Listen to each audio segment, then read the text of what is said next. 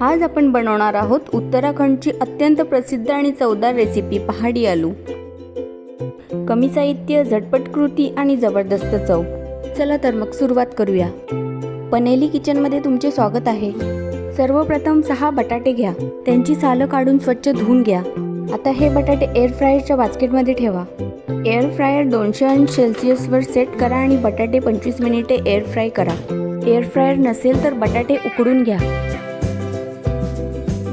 Air fry केलेले बटाटे किंवा उकडून घेतलेले बटाटे मध्यम आकारात कापून घ्या।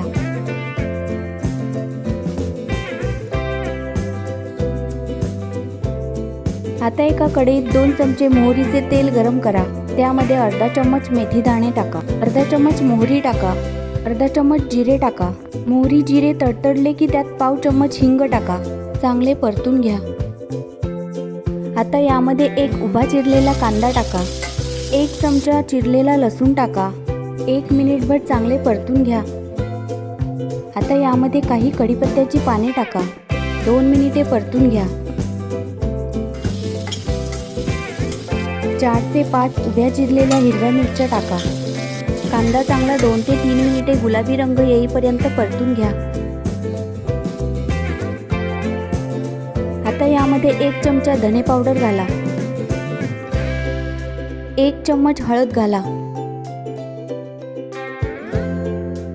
अर्धा चम्मच जिरे पावडर घाला। सर्व मसाले एकजीव करून घ्या। चवीनुसार मीठ घाला, चांगले मिक्स करून घ्या।